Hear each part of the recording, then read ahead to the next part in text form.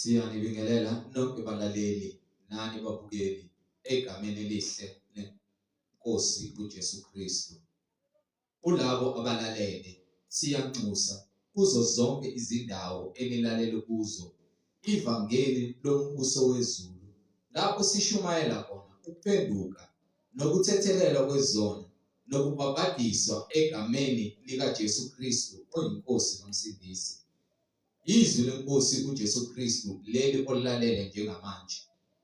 Kulabo abalalele abafisa ukubhabhadiswa, nalabo abanemibuzo mayelana neBhayibheli, nalabo abanofakazi uJesu Kristu yena yedwa oyinkosi nomsindisi, esekunikezile ubufakazi ukuba ubuthule kuzo zonke izindlebe ezilalele ezimisele ukuzwa ekungcweleni naseqinisweni ngobufakazi bakho, ukuba nixhumane nathi kule mininingwane esiyishiya njengamanje.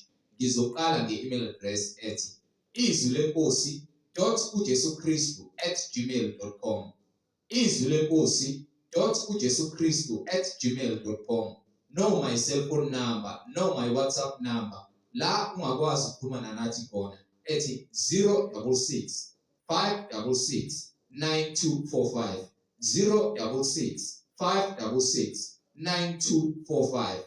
Izintshumayelo ziyatholakala zonke ku-YouTube, lapho ungahlala khona phansi uphethe iBhayibheli lakho, ulalelisise, uhlolisise imbhalo engcwele, kube ngabe lokhu okuzwayo ufundiswa khona, kushunyayezwa khona, kuyafakazelwa yini izwi lenkosi uJesu Kristu. So ku-YouTube subscribe uthi izwi lenkosi uJesu Kristu. Ungakhohlwa ukusharisha ilink nabo bonke abantu obaziyo, ikakhulukazi labo ohlanganyela nabo ngaso sonke isikhathi, lapho nihlanganyela khona nithi niyamdumisa uNkulunkulu ngomoya nangeqiniso, ukuze wonke umuntu omaziyo ahlolisise imfundiso ngokwembhalo engcwele, izwi lenkosi uJesu Kristu. So ku-YouTube sharisha ilink nabo bonke abantu, izwi lenkosi uJesu Kristu. Ake sigobise amakhanda, sivala amehlo, sikhuleke. Baba wethu osezulwini, mangcoliswe igama lakho, umbuso wakho mawufike, intando yakho mayenziwe emhlabeni njengasezulwini. Usiphe namhlanje isinkwa sethu semihla ngemihla, usithethelele amacala ethu njengokuba nathi sibathethelela bonke abasonayo. Ungasingenise ekulingweni, kepha usindise kokubi, ngokuba umbuso ungowakho, namandla nenkazimulo kuze kube phakade. Amen. Bazalwane nani balaleli, yamukelani umfundisi uMhlengi Zondi ozobe sihola ngokwemfihlakalo yebhalo, umoya ongcwele ikhazimulisa isibani sezwe, uKristu Jesu oyinkosi nomsindisi. Sheshisani nithatha amaBhayibheli sihambisane ngobungcwele. Amen. Amen.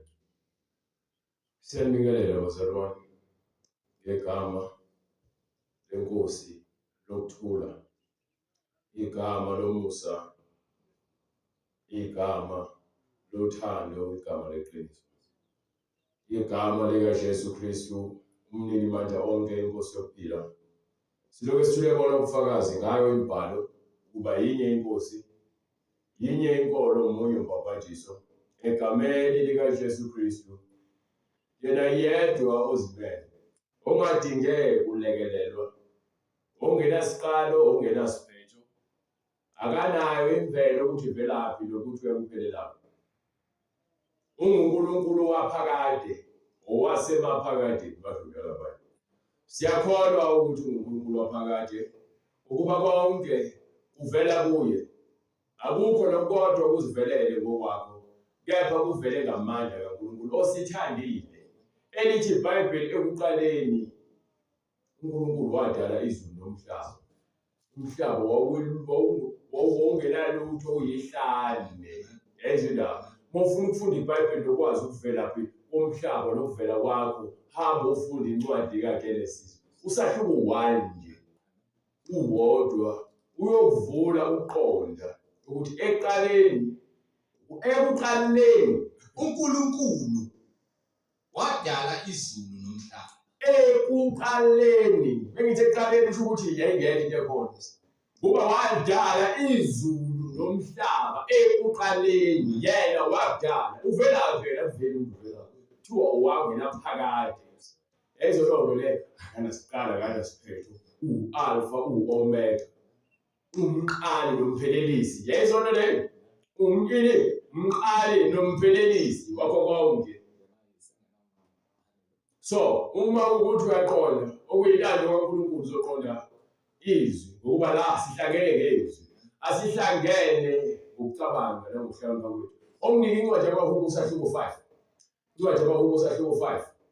Umnika khona kusukela ku-verse 1. Yizwa amazwi ami. Yizwa amazwi ami. uJehova uqaphele ukuzindla kwami. uNkulunkulu ngokuhlakanipha kwakhe amazwi akho uyawezwa futhi nawe uma ukhala kuyena uyakuzwa. Ngisho-ke imicabango yakho uyayazi, akukhathali noma ngabe uyakholwa noma ngabe awukholwa. uNkulunkulu wazi konke ngawe. Bese athini? Yizwa amazwi ami Jehova, uqaphele ukuzindla kwami. Uqaphele nokudlinza kwami. Yizwa izwi lokukhala kwami. Right, angifuni ukuthi ukhulumise into engekho ngoba ngiyakhuluma la, ngifuna kwenzeke leyo nto njalo ukuthi njalo ufunde into engekho. Ngoba nje leyo nto leyo iyangikhombukisa. Yini iBhayibheli? Yizwa izwi lokukhala kwami. Izwa izwi lokukhala kwami. Sekukhuluma uJesu. Nkosi yami. Nkosi yami. uNkulunkulu wami. Ingakho-ke athi laphaya sekuvela kwincwadi yabaHubo sahluko 20 kusukela ku-verse 1 nakhona. Esekuveza uDavide ukuthi uJesu uyena lo okhuluma ngoDavide. uJesu engakufike kumoya. Ingakho aze wabuza athi-ke uDavide uthi-ke wabona inkosi yathi inkosi enkosini yami Nkosi hlala ngakwesokunene sami ngize ngenze isinabelo sezitha ngize ngenze izitha zakhe isinabelo sezinyawo zami. uDavide ukhuluma ngobani? Ngokukhuluma kumoya. Athi bangayikho impendulo. Athi-ke lokhu kuhle emehlweni ethu kuyigugu uNkulunkulu wakwenza ukuthi kube njalo. Kulabo bakholwayo babona izinto zikamoya baningi. Incwadi yamaHubo isahluko 20 verse 1. Yeah. uJehova makakuphendule ngosuku lokuhlupheka. Uthi uJehova makuphendule ngosuku lokuhlupheka. Igama likaNkulunkulu kaJakobe. Uphendule ungeke verse 18, chapter 18 verse 1. Chapter 18 verse 1. Incwadi amaHubo isahluko 18 verse 1. Ngiyakuthanda Jehova. Ngiyakuthanda Jehova. Mandla ami. Jehova uyidwala lami. Jehova uyini? Uyidwala lami. So uphinde lapha kuyancwadi leyo. Athi uDavide kwincwadi isahluko 5 verse 2. Yizwa izwi lokukhala kwami. Yizwa izwi lokukhala kwami. Nkosi yami. Bese athi ngale kulonduzana kulonduzana ku-18. Ngiyakuthanda Jehova. Akethi kusho njalo uthi uza kuJehova ukunothando kaJehova. Le ndaba kaJehova ayiphoqi ukuthi wena uyenze noma ukholwe kuyona. Uyabuza uthi ngiyakuthanda Jehova. Izwa izwi lami Jehova. Ukuba yini? uNkulunkulu ufuna abanjalo nje kuphela.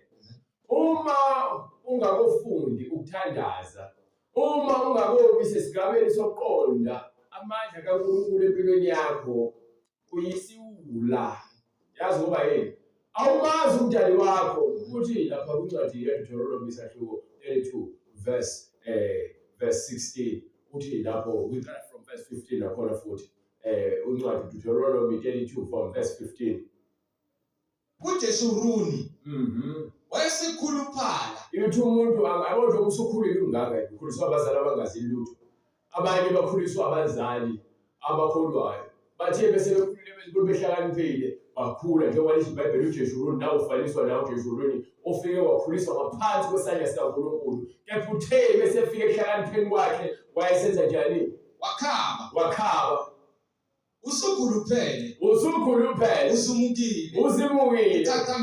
Uthathambile. Wayesemshiya uNkulunkulu owamenza. Wayesemshiya uNkulunkulu owamenza. Ithi ungaka nje kunomuntu wakwenza. Kunonkulunkulu omdali wezinto zonke wakwenza. Manje lithi iBhayibheli ke wena awumazi uNkulunkulu. So uzibona wena unguNkulunkulu. so uzibona wena uhlakaniphile. Manje-ke awukwazi ukuthi uzothandaza kuNkulunkulu uzogijima uye emsamu noma uzogijima uye ezangomeni noma uzoya kubaprofethi bamanga. uNkulunkulu ozomfuna yilowo ophathiswe yena ngabaprofethi bamanga. Walidelela idwala lensindiso yakhe. Wayesedelela ini? Idwala lensindiso yakhe. Umuntu uthi enye incwadi lapha kwincwadi lapha kwincwadi eMahubo sehluko 14. Amahubo sehluko 51 funda khona. Kepha unginike lapha Amahubo sehluko Amahubo sehluko 14 from verse 1. Uthi-ke sithi isiwula sithi akukho uNkulunkulu. Isiwula sithi enhlizweni yaso. Sikhuluma bese sikhuluma isiwula. Kusho iBhayibheli isiwula sithi akekho uNkulunkulu sikhuluma enhlizweni yaso. Akakho uNkulunkulu. Yonakele. Iyanengeka imisebenzi yabo. So isiwula enhlizweni yaso sithi akekho uNkulunkulu. Hayi mina konke ngingakho amandla akuphi uNkulunkulu wakho. Akeze phela mekuthi ukhona umoya akafukule yazi mina ngafukula leBhayibheli mina ngafukula mekuthi unini manje onke phela akenze uNkulunkulu uyakazisa umhlaba. uNkulunkulu anise imvula. uNkulunkulu anyakazise ulwandle wavula ulwandle. Hayi akwenzeke phela manje siwula. uNkulunkulu akwenza ukufuna ukwenza wenza okufunwa kuye. So uma ufuna zibonakalise khona uzokukhombisa ngamandla akhe hayi ngale ndlela olindele ngayo. Abaningi beza uNkulunkulu ngale ndlela bona balindele ngayo bese kungenzeki. Kanti uNkulunkulu ubenento ebekele wena ngesikhathi sakho.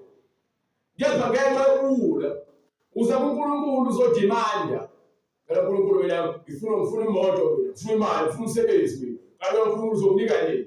Hayi khuluma kanjani uNkulunkulu. Awukhombise khuluma kanjani uNkulunkulu. Incwadi yamaHubo sehluko 18 verse 1 lapho khona ekutshela khona uDavide ukuthi ukhulunywa kanjani uNkulunkulu. Ukhulunywa kanjani uNkulunkulu. Ngiyakuthanda Jehova. Qale nje ukhombisa ukuzithoba nothando olumangalisayo. Lokhombisa ukuthi wena uNkulunkulu ufuna into kanje. Ngeke ngithi ngizakubrayika ithi bright oshimali lapho 5000. Hayi phela bright wena ongilethele emhlabeni. Nginikona ukudla futhi lethi impahla zokugqoka. Ngikhombisa uthando lapho. Khombisa ukuhlonipha lapho. Khombisa ukuthobeka lapho. Ngoba ukubula kuyangomusa. Abantu abaningi banabazali bakwazi ukukhuluma nabazali babo. Abantu abaningi balezingane bakwazi ukukhuluma neyenzalo. Manje leyo nto yenza ukuthi ubunye kungatholakali ngenxa yokuthi usathane ufaka umoya wochwanguchwangu abantu bagcwaleke nje bekhuluma noma kanjani bengenako ukuhlonipha namazi abakhulumayo kube amagama abolile nabulalayo. Uyazi ukuthi amandla okuphila nokufa ala olimini lakho. Ulimi kuthiwa isitho esincane kepha ngila imkhuba. Emkhulu imkhuba le awunginiki incwadi eJobe ungivezele nje lo verse leli lisho njalo. Ukuba kuthiwa ngolimi lakho ukwazi ukudala. So mengithi yazi wena Mhlengi umthakathi futhi isigebengu umqambi imali. Ngingakaze ngize ngiqamba amanga umuntu asho kanjalo. Yenzeni manje? Kepha uma ngikhona uzokwazi ukuthi hayi lo usathaleke. Okhuluma kulomuntu lo muntu akayena usathane kepha umoya kaSathane uyomsebenzisa ukuthi enze njani akhulume yena jawu namhlanje ngomthakathi wena Mhlengi umqambi imali isigebengu sengithi mina hawo ngiyenzeni ngiyabona phela ngisoleki kulomuntu manje bese uzoqhamuka ukujala futhi uSathane ufuna ukuzongenza ngisoleke ngifile ngizizwe sengazi ukuthi khona okhaya amanzi ngami ubufuna ngizinyoka lo nto mele kanjalo lokukhuluma njalo kimi awunazi isigebengu ngomthakathi. Yonke leyo gcine seniphila kwini umthakathi yenzeni mhlambe ngiqhatha abantu mhlambe bese ngiyi-weak ngcine sengizibona ngazi ukuthi ngempela umthakathi bese ngimosha kungifanele ukuphatha umuthi angithi akwenzake ngani sakudlala iqale ke uSathane ube serious lo muntu uthi uyadlala uSathane serious ufuna vele ngibe umthakathi ufuna ngibe isigebengu ufuna ngibe umqambi imali uSathane ngithi yebo lo muntu uthi ayadlala umthakathi uyadlala sigebengu uyadlala uzenjala yamanga inkosi yamanga mina bese ngiyohleke hayi cha ngiyabona angiboni ungangibizi ngeke ngeyona ngiyala umthakathi ngibona futhi usigebengu ngiyala futhi umqambi imali so Sathane suka kimi ngithi yabo manje uzothi bekhuluma ngithi Sathane ngithe awunamandla futhi awunasabela emphefumulweni wami. Buyela emva kwami. Bheka lezi zinto zenyama ngingokwaJesu. Sokhuluma nomoya akazi yena. Uthi usebenza ngoSathane. Bese ngimtshela ngithi hayi ngikhuluma nawe. Khuluma nami ukhuluma nami njengamanje. Bani ukhuluma nami? Hayi mina nje. Wona lo kuza ngoSathane. Wona lo kuza isigebe. Ngoba ngenzeni? Wona lo kuza ngumthakathi, ngathakatha. Ungibiza ngesela, ungibiza ngomqabe manga. Ngiqabele bala manga. Hawu mina ngiyadlala nje sendlula umoya nje. Yebo lo moya lokhuluma ngawo lokudlala, lokhuluma ungibiza ngeke yona. Khuluma nawe uthi Sathane mva kwami. Glory to God. Sathane, glory to God emva kwami. Mnandi ukwazi ukubiza uSathane ngombono. Mnandi ukwazi ukubiza uSathane. Bengambona abanye bethu uJesu ekhuluma nemoya. Wayembona uJesu uthi uyagula. Sayimmosi yemoya imoya. Hawu Jesu ndodana kaNkulunkulu. Wena uyinkosi. Wena siyazi ukuthi ubani. UKristu kaNkulunkulu ogcotshiweyo. Jesu. Phuma ke. Phuma ke moya ongcolile. Ndoduku. Moya ongcolile. Moya ongcolile uyabizwa. Yabizwa moya ongcolile. Biza moya ongcolile.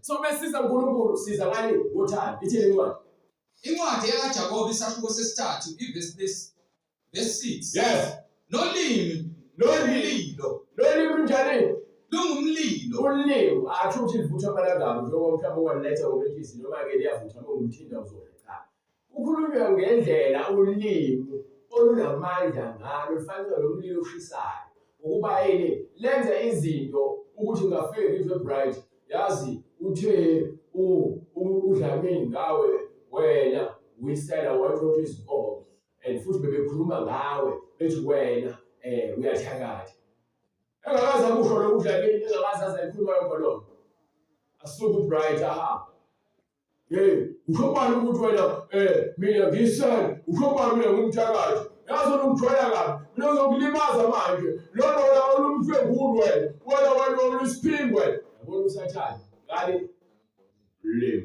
ulimi nje phela abantu ulimi yabazi ukutshela uma ungakwazi ukugada ulimi lakho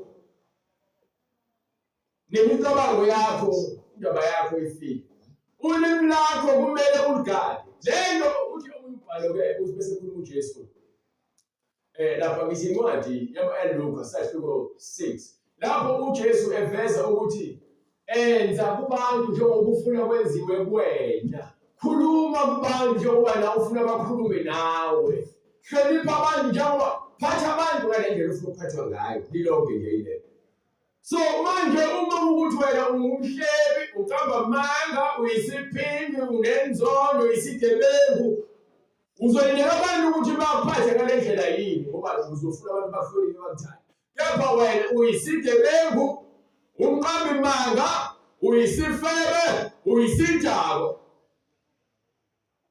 kepha manje uphezulu noma ufuna inhlonipho ngenkani kubantu unenzondo embi kepha ufuna abantu bakuthande yebo lento leyo so ibalulekile lento le engithile kumele uyiqonde ngolimi lakho imndeni iphelile ngolimi lakho abantu baxoshwe emsebenzini ngolimi lakho abantu babulewe ngolimi lakho makhelwane bazwane ngolimi lakho namhlanje kunabafelokazi nezintandane ngolimi lakho uma yonke into ekhulumayo uma imbi ivela kwakho uSathane so awukwazi ukuthi ngomlomo othi uthanda ngawo uphinde futhi uyazonda ngawo lo mlomo uyisikhohlakali lesisebenzi sikaSathane thandani izitha zenu thandani lawo abazondayo nenze okuhle kwabanizondayo bese wenze lokhu okuhle kumuntu okuzondayo nibusise abaniqalekisa uma umuntu ethi uzama ukuthuka mbusise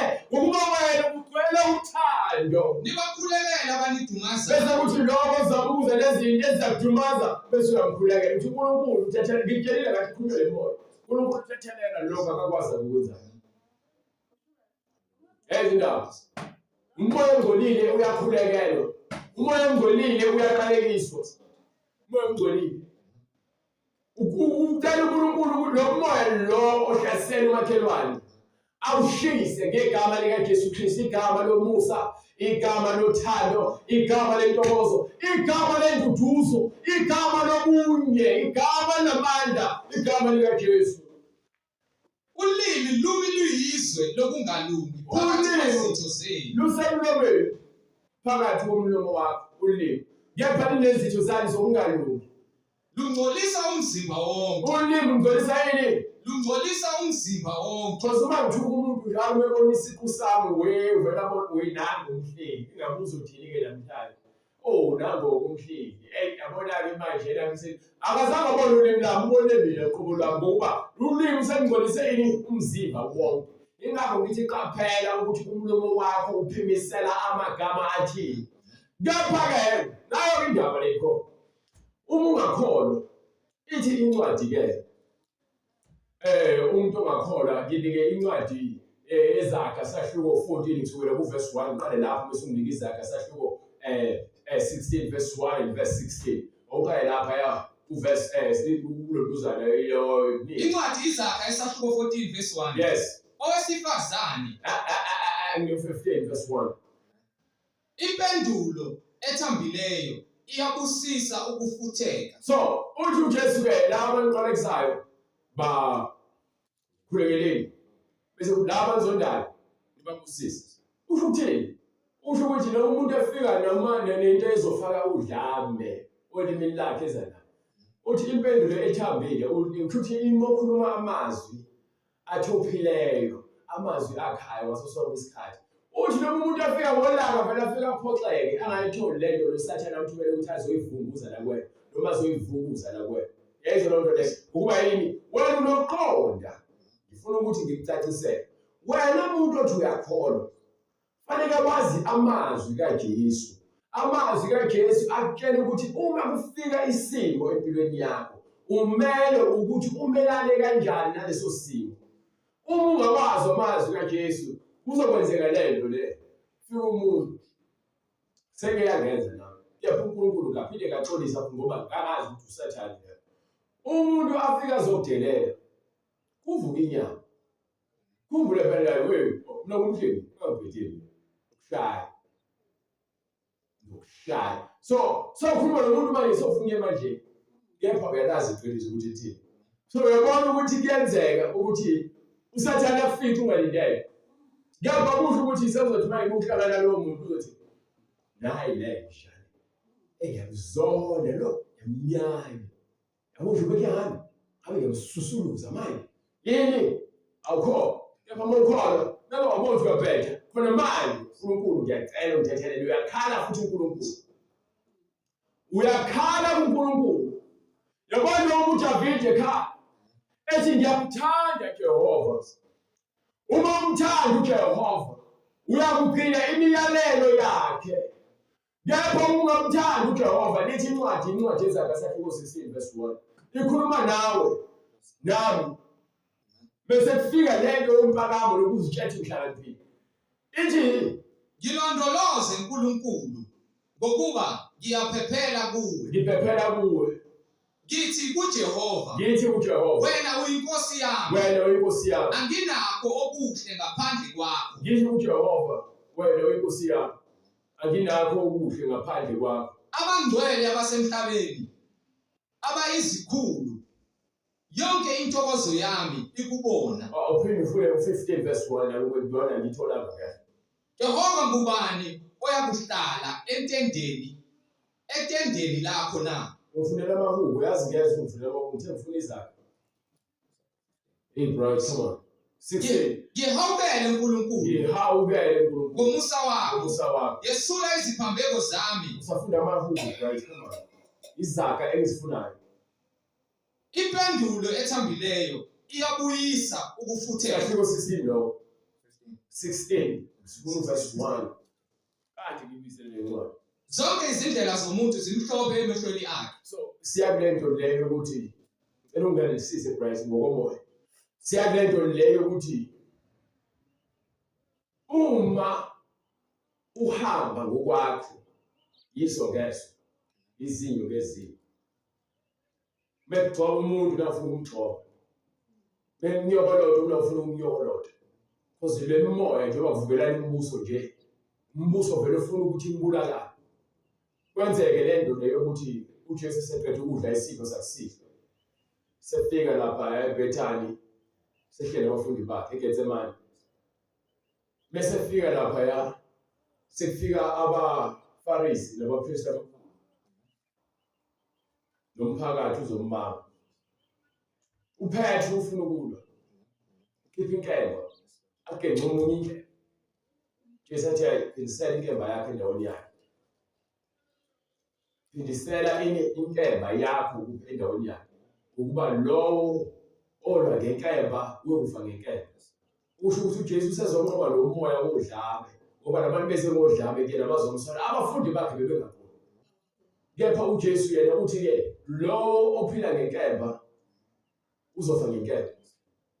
Ukuba lo ophila ngokuchitha igazi isiphetho sakhe ukuchitha igazi. Banokuphakama kwabantu abaphatha izibhamu. Babazibone bengabantu abamaqhawe.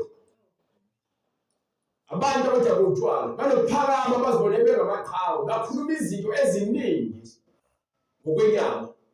Emngcwabeni wami ngifuna izidaka, ngifuna abazibathela utshwala ethuneni lami. uNkulunkulu wakhe ubani? Isidaka. Utshwala. Usibhamu baqhumisa izibhamu. Betshontsha izimoto, kushawa izidudla, kuyapena izimoto. Lonto leyo iveza ukuthi umuntu njengoba isho iBhayibheli uzibona ehlakaniphile emehlweni akhe. Ungifundele uverse 16 wayo lo ncwadi leyo. Ungcono kangakanani ukuzuza ukuhlakanipha kunegolide. Nayo indaba leyo khona. Yabona njengoba uthi ufuna ungcwatshe kanje ufuna ukuphila kanje. Wena uzibona uyiqhawe futhi le ndlela ohamba ngayo ikufanele. Ukuthi ubuyisosha bese kufika idutshule noma uyiphosa idutshule phezulu. Leyo nto ayisho lutho lo. Yebo ukuzuza ukuqonda ngakukhethwa kunesiliva. So lezi zinto lezi thina sizibona sokuhlakanipha la emhlabeni zobula. Kuningi sikhethayo. Kuningi siyakhetha. Yabo nje ukudlala amasingcwabisane. Awudlala amasingcwabisane ukuthi ezulwini. Udlala amasingcwabisane ukuthi bese ufile bakwazi ukulanda lapha ya emakhazeni. Baphinde balethele imali athi uyifake ingasaphelele. Yabona imali oyabisayo ayikuyiphelele. Sebeyaqala bayincuzula bazokutshela ukuthi imali ibhokisi kuhlala kwesidumbu ulethwa mhlambe kwetende mhlambe baselethe itende yinene abawumbugodi futhi abangugodi kuyo umphakathi labantu abahlala nabo labantu athi banika imali yamali sebeyoyidla yonke imali akade ikhokha ezolo ngisho ukuthi ungadlali umasingcwabisane wakhe dlala umasingcwabisane wakho zilungiselele iphathi yakho ngoba kwenziwa amaphathi emngcwabeni manje kuyathonyelwana ngemingcwabo ukuthi awusazabusa kabani yazi sibe ne-after tears. Wawazi ukuthi kuba khona after tears lapho khona abantu bafike bakhale bese vona ukuthi khona after tears. Sekuphelile izinyembezi ezimali asamsogroova ngesidako ngesijabule manje sekuwes. So ngothiwe-ke walethwa lokudla okuncane bayakuncuzulele imali ayizofika imali kanje lo akho mali ezophinde futhi ubhokwa lokho. Sezofunakala abanye bakini baqhubeke bafike le company imali yakithi. Lonto bengekho into zomasingcwabisane. Senazi ukuthi abantu manje bongelwa umasingcwabisane wehlupheka noma uyengazi ukuthi nje awunakho uhlala kuphile lekhaya. Ngokuba yini abantu bayakhokhela ukufa. Ngapha bafuna ukukhokhela ukuyezulwini. Ukhokhela ezulwini unikela umphefumulo wakho kuNkulunkulu ozokwamukela bese ufika. Akana ndaba ukudlala umasingcwabisane noma ungawudlali. Uyenzile intando yakhe emhlabeni. Ezihlungilezo. So mina ngiyantshela mina. Ungazibona wena uhlakaniphile. Ungazibona uyiqhawe. Abantu bebenezinkinga bebalekela kwena ukuba kubalungisele bengabalekeli uNkulunkulu ngelinye ilanga. Uyabapha uNkulunkulu bese kubuza. Wena uNkulunkulu wabantu emhlabeni ulungisa inkinga zabantu. And wena awulungile uqobo lwakho kepha wena ufuna ukulungisa izinto zabantu. Mina ngiyanijabukela nongazi kwenu. Ngiyanizwela ukuhlakanipha kwenu. Ukuba ngiyazi ukuthi sonke siyafuna ukumbona uNkulunkulu ekugcineni. Ngiyakwazi lokho. Kepha kunesigaba lapho khona uzokubona lokho. Ngoba kumanje kusithekile. Usathane ukwenza ngakho konke okusemandleni ukuthi wena ungawuboni umbuso kaNkulunkulu. UJesu umbuso kaNkulunkulu akuyona into olibheke iza lapha ezintabeni. Kepha into engaphakathi kuwena. Usathane uyayisitha. Ingakho efaka umoya wenzondo kuwena. Afake umoya wokuhleba kuwena. Afake umoya ukuthi uthande uphuzo oludakayo. Athi afake umoya ukuthi uthande ukuthi ugwaze unqume udubule. Ubamba inkunzi. Abone ngoba yena kuthiwa ukuhlakanipha ngeke ukuthenge ngegolide nangesiliva. So ukulunga into ebizayo ngendlela ukuthi isho kanani emhlabeni. Ngeke uzukwazi ukuthenga ukuhlakanipha. Umendo wabaqotho ungukudeda ekubini. So khona omunye umfundisi owayethi umendo indlela esihogweni. Lithi leBhayibheli. Umendo wabaqotho ungukudeda ekubini. Yabona ngifunda iBhayibheli, uNkulunkulu uyavula namhlanje lento kubini. Umendo wabaqotho uyindlela yabaqotho. Wakhe le indlela esihogweni. Le ndlela yabona incwadi yaIsaya sahluko 35. Verse 8. So manje abafundisi bashubayela baphambanisiswe. Abafundisi bayabhimba.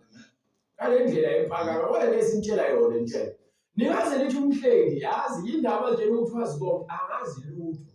Yazini eyinkinga ngami. Ngiyamthanda uJesu. Ngiyamthanda uNkulunkulu. So uNkulunkulu ngeke ngizame ngakho konke. Inyama inenkinga, inenkani. Kepha ngeke ngizinikele ngizithobe ukuthi ngimuzwe uNkulunkulu ukuthi ukuze ngoba ngiyathanda ukukhuluma ngoNkulunkulu ngingabhimbi. Ngikhulume into uNkulunkulu angazange azayikhuluma. Kepha abantu abaningi yazi sebaningi abantu befika la kimi. Abanye bazibiza ngabafundisi manje. Abantu bashumayela uJesu.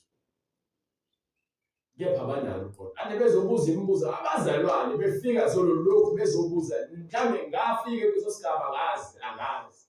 Kepha angiphakami ngithi ave kubuhlungu ukuthi uyashumayela uJesu. Ubone after 5 years 10 years sekhona abantu abafa. Athi bafundisa ukuthi ngaze ngabheka. Nginenkani ngingamlaleli umoya ingcwele. Ngoba yini into ekwenza ungalaleli ujaha ukukhuluma uJesu ungenalo ulwazi ngoJesu. Ingozi leyo. Into eyenza ukuthi abantu abaningi babhimbe ekholweni nasekutheni bashumayela iqiniso. Ile ndlela yokungafuni ukulalela umoya ingcwele. Ugcina sowuzihola wena emadlelweni akho, emehlweni akho abukeke ekuhlaza amadlelo akho uyazihola wena. Ulokuthi uJehova ungumanosi wami uyazihola manje. Akakho sakuhola uyazihola wena. Ngoba awumuzwa. uNkulunkulu ufuna abantu abezwayo. Inzima injalo inyama yami ngithi uNkulunkulu ngisize. Angikwazi ukuthi ngiphelele noma ngingcole nomunye umuntu. Mina ngingaphansi kwesiqalekiso senyama nesono. Kumele ngilwele ukuthobeka ndlela yonke uNkulunkulu alungise inhliziyo yami. Khona uzothiwa yena ulungile. Khona ngithi uNkulunkulu wena ulungile. Awukwazi ukusho njalo ngithi ulungile uNkulunkulu kepha ngingamlaleli. Uzobonakala kanjani ukulunga kwaNkulunkulu kumina ngingayenzi intando yakhe? Uzozakala kanjani uthando lwaNkulunkulu kumina ngingamlaleli? So le ndaba efundiswa ufundo obright la nje wefunda le ncwadi ezayo esekhuluma ngokuthi umendo indlela le. Indlela endala. Bese kuba khona umendo njengoba liveza ngencwadi elibuzana yaIsaya manje uthi ke kuba khona umendo kusho ukuthi indlela le eyahanjwa uAbraham ekuthiwa indlela yobungcwele yahanjwa uEnoch. Le ndlela yobungcwele kuthiwa injani? Ongcolileyo akayi kuhamba ngayo. Kuba khona indlela nomendo. Manje bathidziswa ukuthi indlela nale so basithatha izinto eziwu2 umfundisi lo ucabanga ukuthi izinto ezimbili ezingabisana. Kuyingozi ukufundisa abantu. Abantu bazi ukuthi abantu abaningi bazi ukuthi umendo indlela esokweni. Igama nje lithi umendo. Wafundisa umfundisi sabe sesishumayelile wacasuka wathi thina sihloniphe izo. Yena abantu abasabuza usebenza thina athi ha kanti uNkulunkulu wakhe unje wathi uma wanikela izwi wathi akhuluma yena yedwa futhi uyihlathi enjalo akazi lutho. Kepha manje uyambona ukuthi ubona ngalesikhathi umuntu esethuka abanye abazalwane abafundisa nabo efuna abantu babone ufuna ukushaya amahlaya lokwehlekisa ngodadewethu njalo into engayizwa nje ishumayela njalo ufuna abantu besifazane amawake abo. Kwamanje lento seyazi yamngena umoya embamba asalazi izwi likaNkulunkulu. Wacela ukuthi amen ngisaqala ukushumayela kanti sengijula wathi nya. Abona mina uNkulunkulu ungiphile isibindi.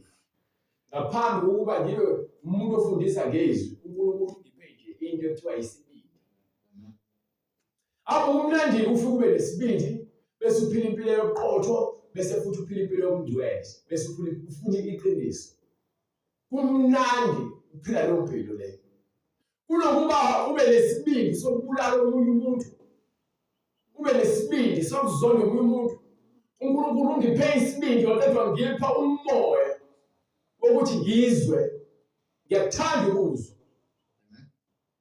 So uma ethi-ke kuyokuba khona indlela nomendo sehlukanisile. Umendo indlela siyathe seyihumusha ngendlela ephambene. Kepha muze ukuthi-ke uthini lapha uSolomon kwincwadi ezakhe uthi umendo wabaqotho ungukudeda ebubini. yini umendo indlela igama elithi umendo lisho indlela.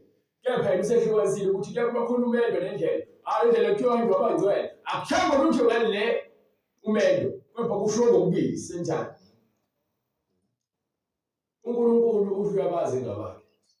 Uzathi laphayana angeke ngikwambulele nje lokho kuncane uNkulunkulu akushoyo kuJeremiah sahluko 23 kusukela kuverse 21. Inkinga uNkulunkulu uyabala abaprofeti bamanga. Uyabala akabathandi nhlobo uNkulunkulu abaprofeti bamanga.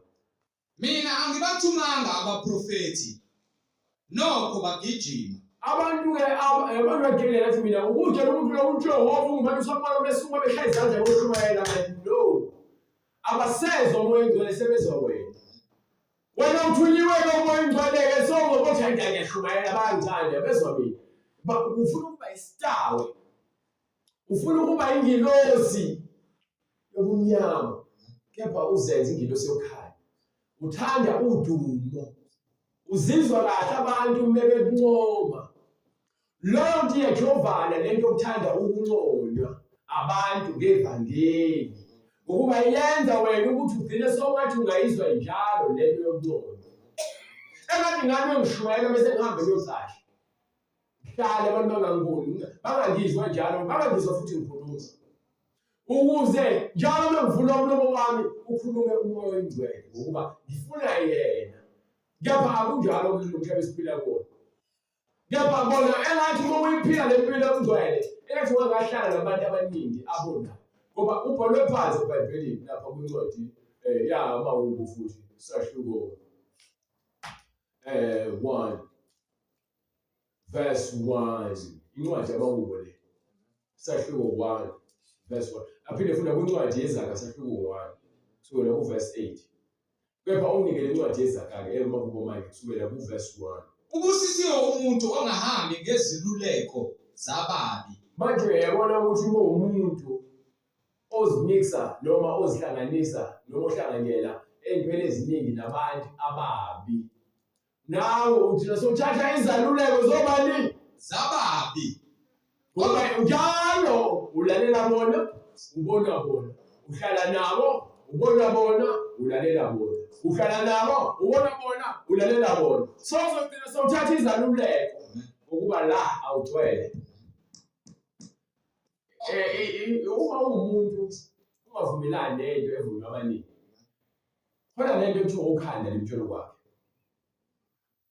Ikhanda lakhe limtshela ini ukwakhe. Ukhanda abaningi limtshela kwakhe. Akufanele uphikise uphikisane nokhanda nemtshelo wakhe ngokuba uzokwenza ufane naye.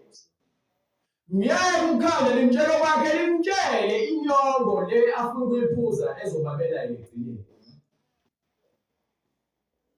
Kepha uma ufuna ukuthula, balekela uNkulunkulu ufune izindlela zakhe ukuze wena uphile ukuthula nomakhelwane wakho, uphile ukuthula nabo bonke abantu abakhelene nawe. Inqala kuJehova imisebenzi yakho. Kukho konke okwenzayo, inqala kubani? kuJehova imisebenzi yakho Bese ethi futhi ukuze uqiniswe amasu akho. ukuze yonke into la enhlizweni yakho uNkulunkulu ayiqinise. Ukuba yonke into oyenzayo ecabangayo nemisebenzi oyenzayo uyenzela ukuthi uJehova abone ukuthi wena ufuna ukwenza intando yakhe. Hayi qhubeka naleyo ncwadi wayiyeka manje ufuna ukuthi usazoyiqedela phela. uJehova wenzile konke kubo nomgomo wakho. uNkulunkulu ukwenze konke ukuthi kube nomgomo wakho, yebo. Yebo nomubi umenzele usuku olubi. Nawe komubi angithethele ukuthi mina ukhandele impilo kwaso ungafuni ukuphikisana naye. Ngeke utshele umuntu umfunze into ngenkani.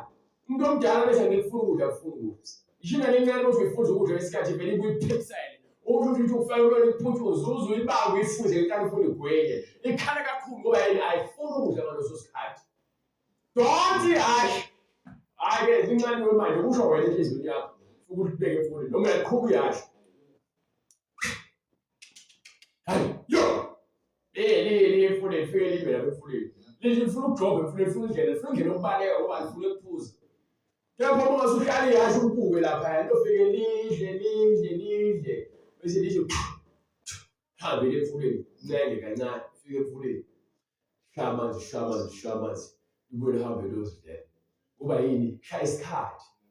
So ngithi kuwena musa ukuthi mawukhona bese ufuna ukufunza abantu ivangeli ngenkani bakholwe ngenkani. Lithi leBhayibheli uJehova wenzile konke kube nomgomo wakho. uthi konke uJehova kunomgomo wakhona. Yebo lonto leyo kunomgomo wakhona. Into engithi mina isha abantu kakhulu kulento yokukholwa. Ukuthi ngoba sekholwa wena ufuna bonke abantu bakholwe. Cha. Ungayenzi lokho. Ngiyakhuza. Mawukholwa phila phela lento othi uyakholelwa kuyona nje. Bayeke ukhandela impilo kwakhe. Kholwa phela niphile lezi leli. Ukuze lokhandela impilo kwakhe babone ngesikhathi esifanele ngokuba konke kunomgomo wakho. Yebo nomubi umenzele usuku. So uma kwenzeka ukhandela impilo kwakhe engakholwa uNkulunkulu onesinqumo ngaye ukuthi nabo labo bangezwa uNkulunkulu ubabekele ini usuku lwabo. uNkulunkulu ubabekele ini usuku lwabo. Manje musa wona ukuthi hayi ufuna ukwahlulela abantu ulahla abantu ugxeka abantu bayeke. Khuluma iqiniso nomakhelwane wakho mthande. Phela kufanele kubonakale noJesu. Awulambile. Angithola imali yakho uyidla utshwala uhlala lapha nalokho. Mnike ukudla. Ungamniki imali yokuthenga utshwala. Mnike ukudla. Ungamniki imali yokuthenga ugwayi. Kuba yini ukhombisa uthando. Makhelwane ngizotshela impuphu kwakhe wacima amavutha. Manje ngicela ukuthi ungibole 50 rand asabe nawo makhelwane kube amazi ukuthi akazinakekela kithi. Uma lento yokunakekela. Uma umuntu enenhloso embi uza kuwena azofuna leyo nto njalo. Uma eza kuwena ecalekela ugwayi uzofuna imali njengoyinjalo. Ngiyapha umazi ubuthakathaka bakhe wamphiphisa kanjani. Makhelwane asabe ngokuthengela isiko. Uthengela isiko. Adle makhelwane. Mengafuni ukudla makhelwane edlala amaqhinga kaSathane uzothatha lesinkwa ayosidayisa ukuze angabothenga ugwayi. Wena usenalo icala ukuba umnakekelile umfowenu wamthengela ukudla. Angikhulumi ngomfowenu ozana naye ngikhuluma nawe ubani umuntu othi ngikulambile. Ungakulingi uhlekise ngokuhlupheka komunye umuntu uthi wena uyakholwa. Ungalinge uhlekise ngesono somunye umuntu ekubeni ukuthi uyakholwa. Yizona zonke lento ekumele sicale sizibheke uma singamakholwa. Umsebenzi wami mina njengoba ngimla ukukhuza imimoya ehlasela abazalwane, uqwashisa abantu ngemimoya. Ngabe uyakholwa ngabe akakholwa ngoba lo ongakholwa uma ngikwazi ukukhuluma amazwi aphilileyo kuyena azofika akuphila nekuyena uzobe sembona uJesu kancane kancane kuloko evela ukhaya. So lento ethiwa uthando akuyona into engayona ngiyakuthanda. Ihamba nenhlonipho nokuthobeka nesenzo phela esikhombisa uthando. Ungalindeli umuntu azathi ke ngilambele ngezinsuku sisu kumuphe nje ukudla lokho.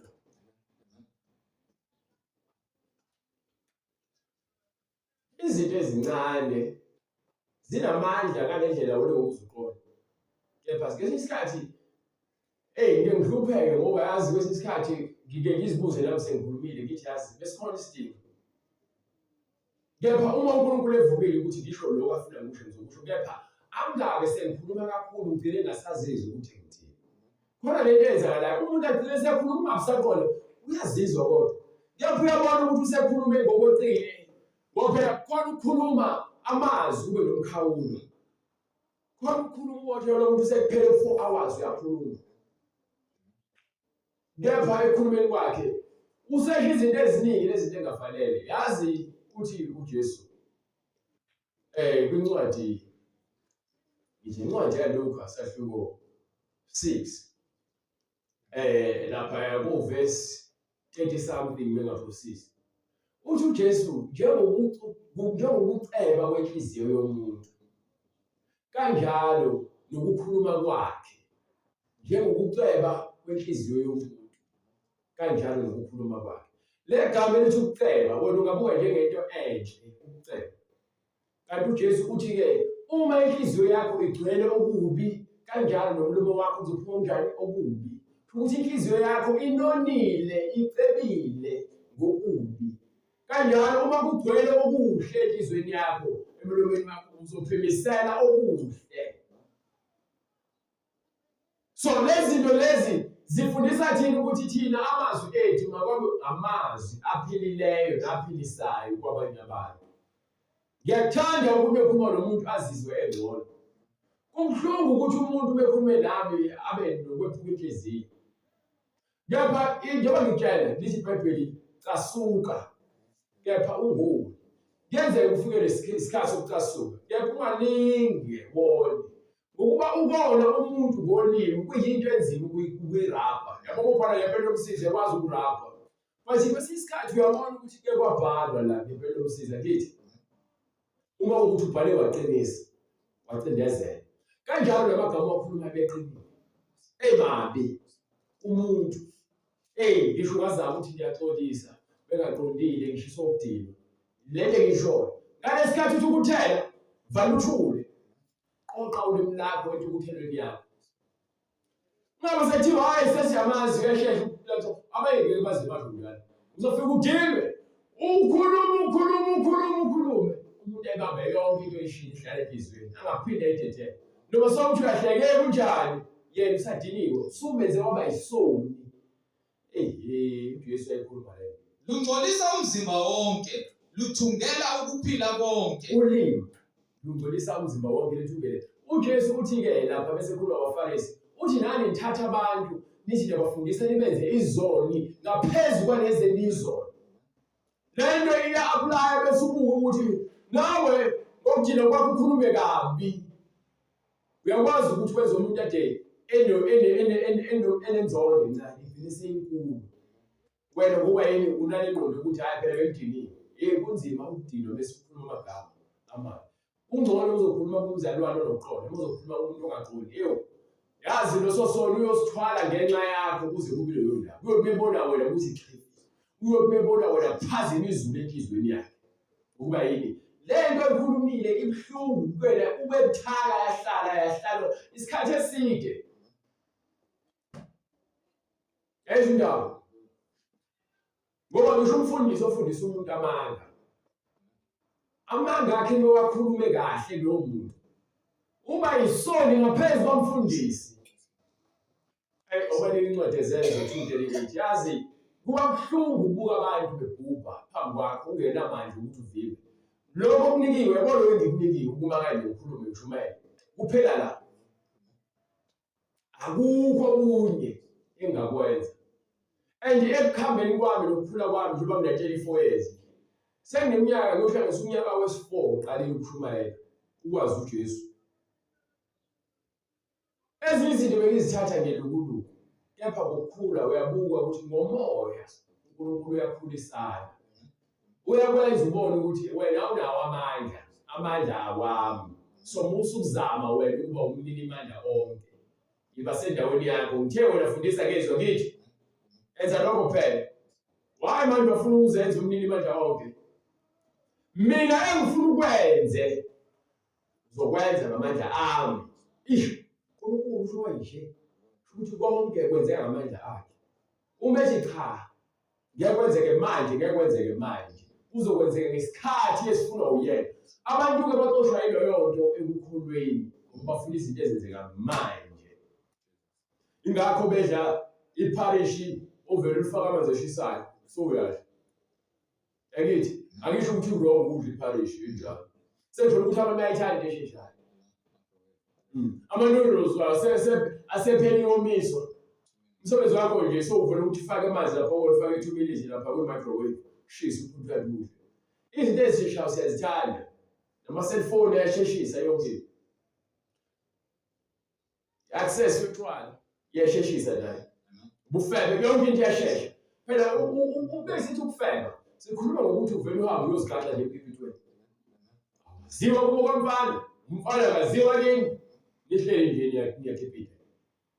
Alishadi. Yothi akasanisa besiqedile. Mina xabane nje kulula ukuthi ahambe. Akho sivumelwano. Ingakho ngithi sesiyazithanda izinto yabo siphila impilo esheshayo manje. Basoba. Ngiyanithanda ngokuthanda loNkulunkulu. Futhi ngiyambonga uNkulunkulu ngokuthi angibonise ubukhulu bakhe empilweni yami. Mina ebengizibona ngiwutho kanti angilutho.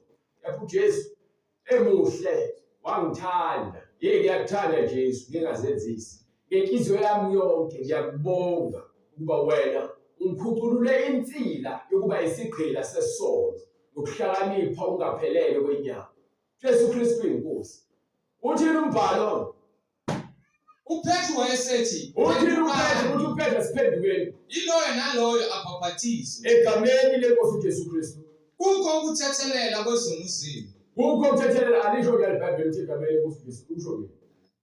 Kepha lona lithi egameni lika Jesu Kristu. Kukho ukuthethelela kwezimuzini. Khona ngiyakwamukela isiphiwo sikaMoya Oyingcwele. Ngokuba isithembiso ngesenu nesabantwana benu. Yes. Esabo bonke abakutho. Bonke inkosi uNkulunkulu wethu yakubabiza. Wafakaza nangamanye amazwi amaningi wabayala wathi Zisindiseni kulesizukulwane esiphambeleyo. zisindiseni kulesizukulwane esiphambeleyo. Kuhle ukwazi iqiniso. Ukwazi ukwahlukanisa phakathi kokuyikho nokungesikho. Ukhethe. Ukade ulimi lakho. Ukade imicabango yakho. Ukade inhliziyo yakho. Uphephele kuJehova. Ngokuba kuyisiphephelo sakho kuJehova yena yedwa kaIsrayeli. uJesu Kristu inkosi. Yilawo nalawo abafuna ukubhaphathizwa. Bayakusithinta kule mininingwane eliyibonayo kwi-screen. uNkulunkulu emuhle esithande sonke. Uyakuyenza indlela yokuba singene ezwini lakhe sibhaphathizwe. Siyanithanda bangcwele. Niyakusithinta kule mininingwane esibonayo. Nembuzo uzokwenza okufanayo. Jesu Kristu inkosi. Sifana umkhuleko. Baba egameni elihle lenkosi uJesu Kristu. uNkulunkulu wamandla. Mayenziwe intando yakho ezimpilweni zethu njalo. Siyabonga wena uvula amehlo eziguguthi, wena uvula amadlebe ezithule, ophulukisa umoya ongcwele izinhliziyo zethu ngomoya wakho weqiniso ngezwi lakho elikuwe Nkosi uJesu ukuze sibe ngabantu abaphilileyo abalungele Nkosi izulu lakho elingcwele ngamandla akho Nkosi yethu Jesu Kristu. Wena wedwa uthembekile, thatha udumo nenkazimulo ezimpilweni zethu manje kuze kube phakade. Amen.